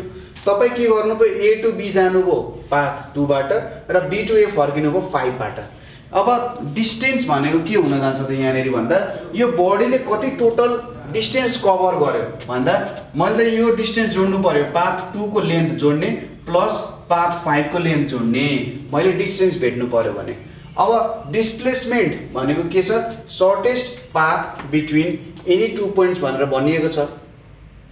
मैले के गरे त हेर्नुस्, ए टु बी गए फेरि एन्ड बी टु ए गए। मैले के गरेछु त ए देखि बी गए, बी देखि फेरि ए फर्के भनेपछि मेरो सुरुको पोइन्ट भनेको ए भयो, फाइनल पोइन्ट भनेको नि ए भयो। अब मैले कतै हिड्न जरुरी पर्यो त सर्टेस्ट पाथ भनेको त म त एमै रहनु नि सर्टेस्ट पाथ भयो नि। यहाँबाट के बुझिन्छ? मेरो डिस्प्लेसमेन्ट 0 हुने रहेछ, किनभने मेरो सर्टेस्ट पाथ नै के हुने रहेछ त यहाँनेरि 0 हुन जाने रहेछ। ठीक छ, सर्टेस्ट पाथ नै 0 भइसकेपछि के बुझ्न सकिन्छ त हाम्रो यहाँनेरि डिस्प्लेसमेन्ट 0 भयो भनेर भन्न सकिन्छ। त्यसैगरी सर्टेस्ट पाथ 0 भइसकेपछि हाम्रो अब यहाँनेरि हेर्नुस् है त, म सुरुमा ए टु बी गए है, पाथ 5 बाट ए टु बी गए र फेरि म बी टु ए गए। ठीक छ, ए टु बी गए, बी टु ए गए। यसको मतलब अथवा सिम्पल तपाईले यो कन्सेप्ट बुझ्नुभयो कि भएन त्यसमा डिपेन्ड गर्छ है त। फेरि एकचोटि म बुझाइदिन्छु। ए टु बी जानुभयो है, ए टु बी जानुभयो तपाई, यो एउटा डिस्टेन्स भयो, डिस्प्लेसमेन्ट पनि भयो। पाथ 5 बाट जाँदा डिस्प्लेसमेन्ट पनि भयो किनभने यो सर्टेस्ट पाथ पनि हो। ठीक छ, तर फेरि तपाई बी टु ए फर्किनु भयो हैन, बी टु ए फर्किनु भयो भन्दा फेरि तपाई ए टु ए पुग्नु भयो, यो त मतलब भएन हो। यसरी चाहिँ तपाईले के बुझ्न सक्नुहुन्छ भने तपाईको डिस्टेन्स र डिस्प्लेसमेन्टको कुरा बुझ्न सक्नुहुन्छ। सर्टेस्ट पाथ खोज्ने जहिले पनि डिस्प्लेसमेन्टमा चोर बाटो खोज्ने हो क्या। डिस्प्लेसमेन्ट भनेको चोर बाटो खोज्ने मेथड हो, कहाँबाट चाहिँ सबसे छोटो तरिकाले जान सकिन्छ होला। अझै क्लियर हुँदाखेरि सपोज तपाईहरुले पाइथागोरस थ्योरम भनेर त पढिसक्नु भएको छ। अब म यतापट्टि गए 3 मिटर, अब माथि गए 4 मिटर, मलाई पोइन्ट ए देखि बी सम्म पुग्न मन थियो है त। अब म ए देखि सी सम्म हिँडे 3 मिटर, त्यसपछि 4 मिटर हिँडे, जम्मा जम्मी कति हिँडे 7 मिटर हिँडे। तर म सिधै ए देखि बी सम्म यसरी हिँडे भने त यो 5 मिटर हुन जान्छ। तपाईले पाइथागोरस थ्योरम युज गरेर हेर्न सक्नुहुन्छ, यो 5 मिटर हुन जान्छ। अब यो भनेको चाहिँ डिस्प्लेसमेन्ट भयो, किनभने यो ए देखि बी सम्मको सर्टेस्ट पाथ भनेकै यही 5 मिटर हुन जान्छ। यो भन्दा सर्टेस्ट पाथ न थियो न तपाईले बनाउन सक्नुहुन्छ, न हुनेवाला नै छ है। 7 मिटर भनेको हाम्रो डिस्टेन्स कभर्ड भयो। तपाईँ यति टोटल डिस्टेन्स, अब तपाईँले भन्न सक्नुहुन्छ सर यो एबी डिस्टेन्स हुन सक्छ कि सक्दैन? हुन सक्छ। यदि तपाईँले एबीलाई नै डिस्टेन्स मान्नुहुन्छ भने नि इट्स ओके। तर हामीले के बुझाउन खोजेको भन्दाखेरि जहिले पनि डिस्टेन्स भनेको डिस्प्लेसमेन्ट हुन सक्दैन, ठिक छ? डिस्प्लेसमेन्ट डिस्टेन्स हुन सक्छ तर डिस्टेन्स डिस्प्लेसमेन्ट हुन सक्दैन। डिस्टेन्स कतिवटा डिस्प्लेसमेन्ट हुन्छ त भन्दा सर्टेस्ट पाथ कभर्ड कति छ त्यति बेला मात्रै हाम्रो डिस्टेन्स चाहिँ डिस्प्लेसमेन्ट हुन सक्छ, ठिक छ? यो कुरा बुझ्यौँ हामीले। हामी सुरुमा ए देखि बी सम्म पुग्दाको लागि हामीले सुरुमा 3 मिटर हिँड्ने, त्यसपछि 4 मिटर हिँड्ने, जम्मा जम्मी 7 मिटर डिस्टेन्स कभर गर्यौँ। तर सिधै हामी ए टु बी पनि जान सक्छौँ 5 मिटर कभर गरेर। यो भनेको हाम्रो सर्टेस्ट पाथ कभर गरेर पनि हामीले यसमा काम गर्न सक्ने रहेछौँ। यो हाम्रो के हुन गयो त? डिस्प्लेसमेन्ट हुन गयो। यदि कन्सेप्ट क्लियर भइसकेपछि अब हामी हेर्न सक्छौँ स्पिड र भेलोसिटीको कुरा है त। सायद हाम्रो नेक्स्ट टपिक पनि स्पिड र भेलोसिटी नै छ। भेक्टर स्केलर हामीले बुझ्यौँ। अब हामी स्पिड, भेलोसिटी अनि एक्सेलरेसनको बारेमा हेर्छौँ है त। सिम्पल कुराहरू छ, बुझ्दैछौँ।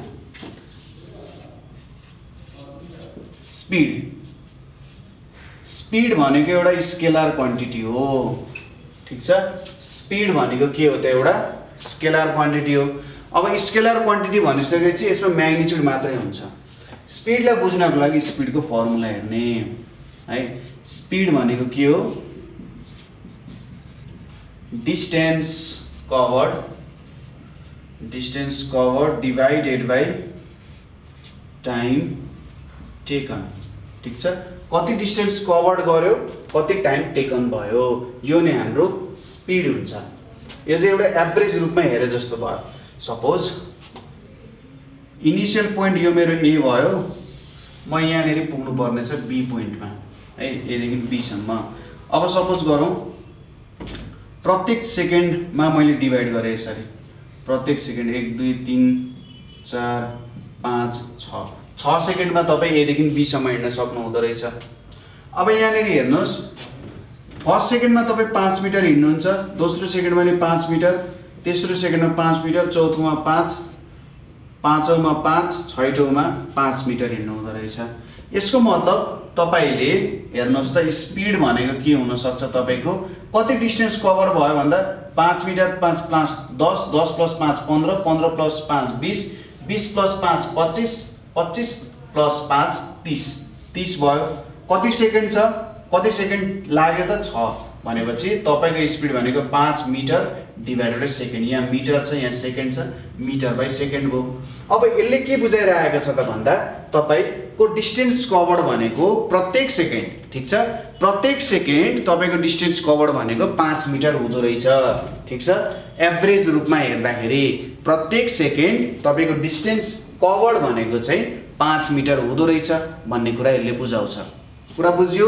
यो भयो हाम्रो स्पिडको कुरा। स्पिडले distance covered by time taken दिन्छ र यो एउटा स्केलर क्वान्टिटी पनि हो। अब स्पिड बुझिसकेपछि पालो आउँछ हाम्रो भेलोसिटीको। योभन्दा ज्यादा केही कुरा छैन है, त्यस्तो अप्ठ्यारो मान्नुपर्ने कुरा केही छैन, एकदम सजिलो छ। नेक्स्ट कुरा आयो हाम्रो भेलोसिटीको। भेलोसिटी एउटा भेक्टर क्वान्टिटी हो। भेलोसिटी एउटा भेक्टर क्वान्टिटी हो। यो चाहिँ म्याग्निट्युड डिरेक्सन दुईटैमा डिपेन्ड हुन्छ, किनभने भेलोसिटीको फर्मुलामा हाम्रो के छ? Displacement divided by time taken भनेर भनिन्छ। अब यहाँनिर डिस्प्लेसमेन्ट भन्ने एउटा भेक्टर छ, त्यही भएर हाम्रो भेलोसिटी भेक्टर क्वान्टिटी हुन गयो। यसले पनि त्यही कुरा नै बताउँछ। जसरी सपोज यहाँनिर हेरौँ वाइको जस्तै, यो पोइन्ट ए छ, यो पोइन्ट बी छ, मैले यसलाई 3 भागमा डिभाइड गरेँ, 1 सेकेन्ड 1 सेकेन्ड 1 सेकेन्ड एक सेकेन्डमा 6 मिटर, अर्को सेकेन्डमा पनि 6 मिटर, तेस्रो सेकेन्डमा पनि 6 मिटर हिँड्दो रहेछ।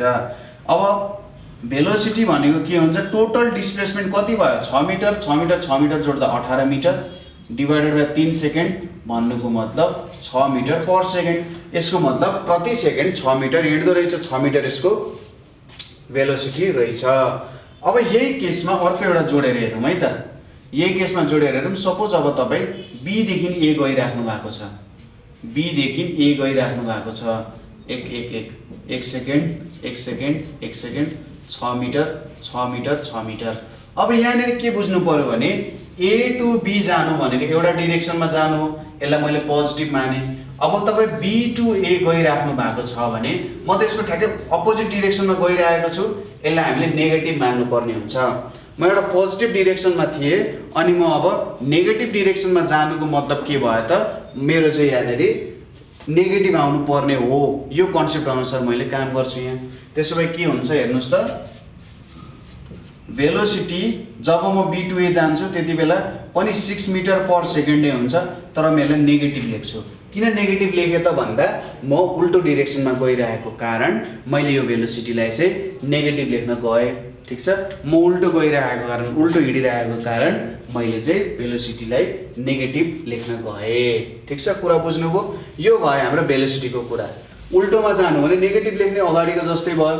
अब अर्को कन्सेप्ट छ हाम्रो एक्सेलरेसनको कन्सेप्ट। ठिक छ, सायद यिनीहरू कुराहरू नै जेनरली सोधिरहन्छ। भेलोसिटी भयो अनि एउटा कन्सेप्ट छुटेछ, युनिफर्म र नन युनिफर्म भेलोसिटी भनेर छ है त। यो कुरा पनि बुझौँ, एकदम इम्पोर्टेन्ट कुरा छ। युनिफर्म र नन युनिफर्म भेलोसिटी। सुरुमा आयो युनिफर्म भेलोसिटी। युनिफर्म भेलोसिटी भनेको कस्तो हो त? युनिफर्म भेलोसिटी भनेको सपोज तपाईँ एदेखि बीसम्म गइराख्नु भएको छ, 1 सेकेन्ड 1 2 3 4 4 मिटर हिँड्नुभयो, 4 मिटर हिँड्नुभयो, 4 मिटर हिँड्नुभयो, 4 मिटर हिँड्नुभयो। युनिफर्म भेलोसिटीले के भन्छ भने यदि तपाईँ तपाईँको प्रत्येक सेकेन्ड डिस्प्लेसमेन्ट चाहिँ इक्वल हुन्छ। ठिक छ, पहिलो सेकेन्ड जति डिस्प्लेसमेन्ट थियो दोस्रो सेकेन्ड पनि त्यति नै छ। जस्तै यहाँनिर हेर्नुहोस्, पहिलो सेकेन्डमा हाम्रो डिस्प्लेसमेन्ट 4 मिटर छ, दोस्रो सेकेन्डमा हाम्रो डिस्प्लेसमेन्ट 4 मिटर छ, तेस्रो सेकेन्डमा पनि 4 मिटर छ, चौथो सेकेन्डमा पनि 4 मिटर छ र हामी डेस्टिनेसन पुग्यौँ। यदि तपाईको डिस्प्लेसमेन्ट प्रत्येक सेकेन्ड इक्वल हुँदै जान्छ भने त्यसलाई हामी युनिफर्म भेलोसिटी भनेर भन्न सक्छौँ। ठिक छ, यसलाई डेफिनेसनमा लेख्दा if a body covers equal distance, if a body covers equal distance in equal interval of time, त्यति बेला हामी यसलाई युनिफर्म भेलोसिटी भन्छौँ। अथवा अर्को तरिकाले भन्दा यसलाई हामीले कन्स्ट्यान्ट भेलोसिटी भनेर भन्न सक्छौँ। ठिक छ, यो कुराहरू बुझ्यो। अब अर्को हुन्छ, सपोज अब म एदेखि बीसम्म गइरहेको छु, एउटा स्ट्रेट बाटो हो, मैले फेरि 4 सेकेन्डमा डिभाइड गरेँ, 1 2 3 4। सपोज पहिलो सेकेन्ड मैले 4 मिटर कभर गरेँ, दोस्रो सेकेन्ड मैले 7 मिटर कभर गरेँ, तेस्रो सेकेन्ड मैले 2 मिटर मात्रै कभर गरेँ, चौथो सेकेन्ड मैले 10 मिटर कभर गरेँ। यहाँबाट के देखिन्छ, प्रत्येक सेकेन्ड मैले कभर गरेँ डिस्टेन्स अथवा डिस्प्लेसमेन्ट जुन छ, अथवा डिस्टेन्स चाहिँ भनौँ अहिलेको लागि, मैले प्रत्येक सेकेन्ड कभर गर्ने डिस्टेन्स चाहिँ के हुँदो रहेछ, डिफ्रेन्ट रहेछ। ठिक छ, प्रत्येक सेकेन्डको मेरो डिस्टेन्स भनेको डिफ्रेन्ट हुँदो रहेछ। यदि मैले प्रत्येक सेकेन्ड कभर गर्ने डिस्टेन्सहरू बेग्लै हुन्छ भने त्यति बेला यसलाई मैले नन युनिफर्म भेलोसिटी भन्छु। If a body covers unequal distance in equal interval of time हो, त्यति बेला चाहिँ हामी यसलाई के भन्छौँ त, नन युनिफर्म भेलोसिटी भनेर भन्छौँ। नन युनिफर्म भेलोसिटी भनेर भन्छौँ अथवा भेरिएबल भेलोसिटी भनेर पनि भन्छौँ। ठिक छ, यहाँ एउटा के छ, इक्वल इन्टरभल अफ टाइममा यहाँनिर प्रत्येक सेकेन्डको कुरा हामी गरिरहेको छौँ नि त। प्रत्येक सेकेन्डमा चाहिँ यदि अनइक्वल डिस्टेन्स कभर गर्छ भने नन युनिफर्म हुन्छ। यति बेला हामीले कसरी भेट्न सक्छौँ भन्दा भेलोसिटी भनेको सबै डिस्टेन्सलाई जोड्ने, 4 + 7 भनेको 11, 11 + 2 भनेको 13, 13 + 10 भनेको 23 मिटर। कति टाइममा? 4 सेकेन्डमा, 4 सेकेन्ड। अनि यो गर्दाखेरि 4 5 जा 20 अनि 4 7 जा 28, 4 5 जा 20 मिटर पर सेकेन्ड। यसले के, यो भ्यालुले के दिन्छ भने एभरेज भेलोसिटी भन्छ यसलाई। एभरेज भेलोसिटीको मतलब के भइरहेछ भने यहाँ एभरेज रूपमा भन्नु पर्दा जुन अब्जेक्टले यो डिस्टेन्स कभर गरिरहेछ नि प्रत्येक सेकेन्ड, एभरेज रूपमा भन्नु पर्दा प्रत्येक सेकेन्ड चाहिँ 5.75 मिटर कभर गरिरहेछ भन्ने हो। सर यहाँ त 2 मिटर मात्रै कभर गरिरहेछ एक सेकेन्डमा, तर यसले एभरेज रूपमा दिएको हो। ठिक छ, यसले चाहिँ एभरेज रूपमा के भनिरहेछ भन्दा 5.75 मिटर कभर गर्छ। कुनै ठाउँमा धेरै पनि कभर गर्ला यो भन्दा कुनै ठाउँमा यो भन्दा थोरै पनि कभर गर्ला, तर एभरेज रूपमा बुझाउनु पर्दा चाहिँ यति कभर गरिरहेछ है भन्ने कन्सेप्ट यसले दिइरहेको छ। ठिक छ, युनिफर्म र नन युनिफर्म भेलोसिटीको कन्सेप्ट पनि बुझ्नुभयो। मेरो डस्टर यहाँनिर झरेको है, ल यो कन्सेप्ट तपाईँले बुझ्नुभयो। अब हाम्रो एउटा कन्सेप्ट छ एक्सेलरेसनको। यो एक्सेलरेसनको कन्सेप्ट हामी बुझ्न गइरहेछौँ, कसरी एक्सेलरेसन हुँदो रहेछ भन्ने कुराहरू। अब एक्सेलरेसनको कन्सेप्ट बुझ्दा पनि एक्सेलरेसन पनि 2-3 प्रकारको हुन्छ है, त्यो कुराहरू पनि हामी अलिक राम्रै रूपमा हेरौँ, सबै कुराहरू बुझ्दै जाउँ है त। एक्सेलरेसनको कुरा छ, ल एक्सेलरेसनको फर्मुला लेखिसकेपछि सायद तपाईहरुलाई बुझ्न अलिकति अझै सजिलो होला एक्सेलरेसनको कन्सेप्ट दिँदा। एक्सेलरेसन भनेको चाहिँ के हो त भन्दा यो पनि एउटा भेक्टर क्वान्टिटी हो, change in velocity divided by time taken, यो भनेको हाम्रो के हो त एक्सेलरेसन हो। ठीक छ, change in velocity divided by time taken भनेको हाम्रो के हो एक्सेलरेसन हो। यसलाई हामी एक्सेलरेसन भनेर बुझ्न सक्छौं। अब चेन्ज इन भेलोसिटी भनेको भेलोसिटी प्रत्येक सेकेन्ड चेन्ज हुँदै जान्छ भने भेलोसिटी कम हुँदै पनि जान सक्छ, भेलोसिटी बढ्दै पनि जान सक्छ, भेलोसिटी घट्दै पनि जान सक्छ, हो त्यो भनेको एक्सेलरेसन भयो। भेलोसिटी प्रत्येक सेकेन्ड चेन्ज हुँदै जानु पर्यो। ल हेर्नुस् है त, सपोज मैले यहाँनिर एउटा बनाएँ, यो मेरो ए टु बी भयो, यहाँनिर per second 1 second 1 second 1 second 1 second. अब सपोज गरौँ पहिलो सेकेन्डमा मेरो भेलोसिटी थियो 4 मिटर पर सेकेन्ड।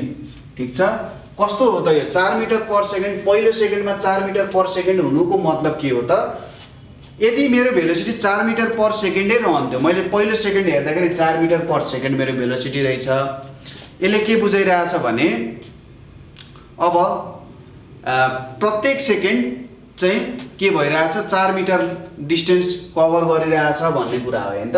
प्रत्येक सेकेन्ड चाहिँ यतिले भेलोसिटी चेन्ज भइरहेको छ भन्ने कुरा हो।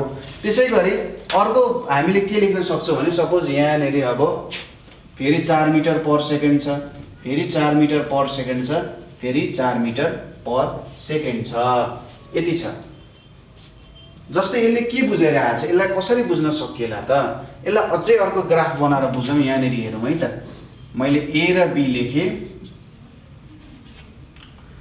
पहिलो सेकेन्डमा 4 मिटर पर सेकेन्ड भेलोसिटी छ भन्नुको मतलब के हो त, यसको चाहिँ प्रत्येक सेकेन्ड जस भइरहेछ। अब change in velocity, change in भेलोसिटीमा हामीले के हेर्छौँ भन्दा इनिशियल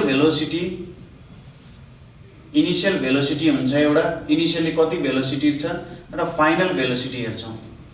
इनिशियल भेलोसिटी र फाइनल भेलोसिटी हेर्छ र हामी के गर्छौँ फाइनल भेलोसिटी जुन छ यसमा चाहिँ इनिशियल भेलोसिटी घटाउँछौँ। ठीक छ, चेन्ज इन भेलोसिटी भनेको final velocity minus initial velocity हो। ठीक छ, यसरी भेट्छौँ। अब सपोज गरौँ ए देखि सपोज यसलाई मैले x1 x2 x3 भनेर नाम दिएँ। अब ए देखि x1 सम्म 4 मिटर पर सेकेन्ड छ भने चाहिँ मेरो इनिशियल भेलोसिटी भनेको कति भयो, सुरुमा 4 मिटर पर सेकेन्ड। त्यसपछि मेरो फाइनल भेलोसिटी भनेको बी पोइन्टमा कति छ, मेरो भेलोसिटी 4 मिटर पर सेकेन्डै छ। यसको मतलब 4 metre per second minus 4 metre per second भनेपछि 0 हुन गयो कि गएन, गयो। यसलाई चाहिँ यो एक्सेलरेसन भएन, किनभने त्यहाँनेरि भेलोसिटी नै चेन्ज भइरहेको छैन। यसले के भन्यो, पहिलो second velocity 4 metre per second छ, दोस्रो सेकेन्डमा पनि 4 मिटर पर सेकेन्ड छ, तेस्रो सेकेन्डमा नि 4 मिटर पर सेकेन्ड छ, चौथो सेकेन्डमा नि 4 मिटर पर सेकेन्ड छ। अब पहिलो सेकेन्डमा 4 मिटर कभर गर्ने भयो, दोस्रो सेकेन्डमा पनि 4 मिटर कभर गर्ने भयो, तेस्रोमा पनि 4 कभर गर्ने, चौथोमा पनि 4 कभर गर्ने भयो।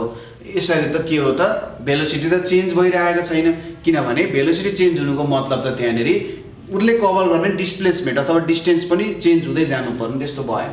अब सपोज गरौँ सुरुमा हाम्रो 4 छ, त्यसपछि 8 छ, त्यसपछि 12 छ, त्यसपछि 16 छ, अब चाहिँ चेन्ज भयो है। यसले के भन्यो भन्दा पहिलो सेकेन्ड 4 मिटर कभर गर्यो, दोस्रो सेकेन्ड भन्नाले यहाँनिर अर्को सेकेन्डमा उसले 8 मिटर कभर गर्यो, अर्को सेकेन्डमा उसले 12 मिटर कभर गर्यो र लास्ट सेकेन्ड उसले 16 मिटर कभर गर्यो। अब यहाँनिर त भेलोसिटी चेन्ज भइरहेछ कि छैन? पहिलो मिटर उसले 4 मिटर कभर गर्यो, दोस्रोमा उसले 8 मिटर, तेस्रोमा 12, चौथोमा 16 मिटर कभर गर्यो। अब हामी हेरौँ है त, यहाँनिर फाइनल इनिसियल भेलोसिटी 4 छ, फाइनल 16 छ। यो भनेको कति भयो? 16 माइनस 4 भनेको 12 मिटर पर सेकेन्ड भयो। अब टाइम कति छ? 1 सेकेन्ड, 2 सेकेन्ड, 3 सेकेन्ड, 4 सेकेन्ड भनेपछि 12 metre per second change in velocity भयो। हाम्रो 4 सेकेन्ड छ, कति भयो त? एक्सेलरेसन भनेको 3 मिटर पर सेकेन्ड स्क्वायर हुन जान्छ यहाँनिर, ठिक छ? 3 मिटर पर सेकेन्ड स्क्वायर हुन्छ। यसको मतलब के भयो त? प्रत्येक सेकेन्ड, ठिक छ, प्रत्येक सेकेन्ड हाम्रो भेलोसिटी चाहिँ 3 मिटर पर सेकेन्डले चेन्ज भइरहेछ, ठिक छ? प्रत्येक सेकेन्ड हाम्रो भेलोसिटी चाहिँ 3 मिटर पर सेकेन्डले के भइरहेछ?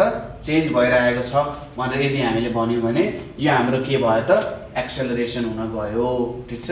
प्रत्येक सेकेन्ड भेलोसिटी चाहिँ हाम्रो 3 मिटर पर सेकेन्डले चेन्ज भइरहेको छ भनेर हामीले भन्यौँ भने त्यो हाम्रो काम हुन्छ, ठिक छ? यसरी बुझ्न सकिन्छ हामीले। इनिसियली 0 पनि हुनसक्छ, त्यसरी पनि काम गरे भयो।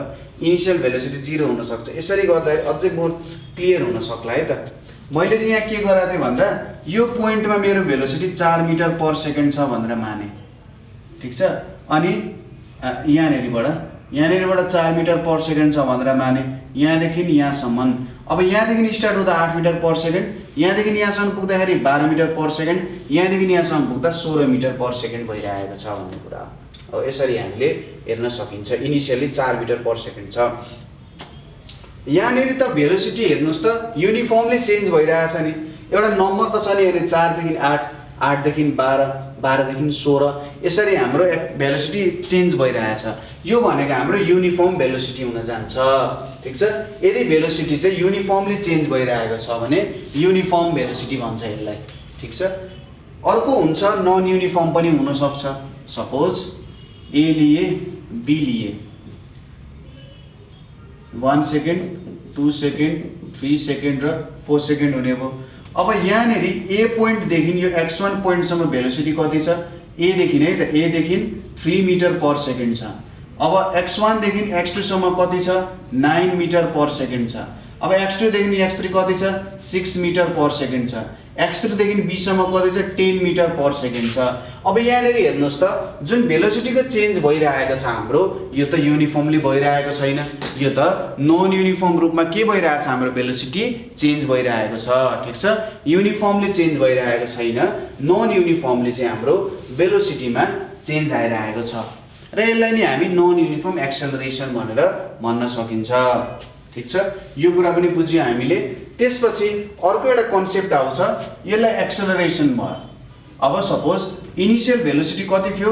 सपोज ए देखि x1 सम्म 8 मिटर पर सेकेन्ड, x1 देखि x2 सम्म 6 मिटर पर सेकेन्ड, x2 देखि x3 सम्म 4 मिटर पर सेकेन्ड, x3 देखि b सम्म 2 मिटर पर सेकेन्ड। अब यहाँनिर हेर्नुहोस् त भेलोसिटी के भइरहेछ? युनिफर्मली डिक्रिज भइरहेको छ। यसको मतलब के भयो? यो ए भयो, यो बी भयो। पहिलो सेकेन्ड उसले 8 मिटर कभर गर्छ, दोस्रो सेकेन्ड उसले 6 मिटर कभर गर्छ, तेस्रो सेकेन्ड उसले 4 मिटर कभर गर्छ, चौथो सेकेन्ड उसले 2 मिटर मात्रै कभर गर्छ।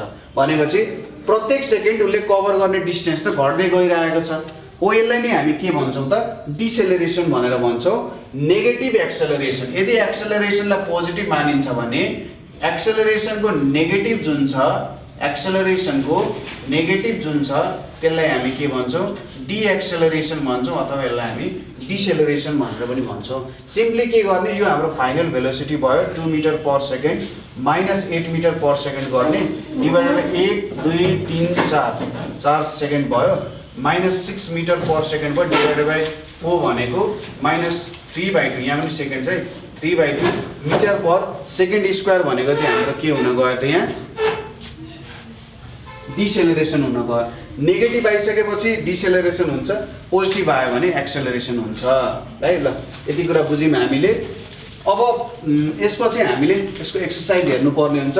एक्सर्साइजको हामीले के हेर्नुपर्ने हुन्छ न्युमेरिकल है त। अरू क्वेसनहरू त सजिलै गर्न सकिहाल्नुहुन्छ, त्यही न्युमेरिकलकै कुरा हो। न्युमेरिकल बाहेक अरू त्यस्तो गाह्रो हुँदैन होला यहाँनिर।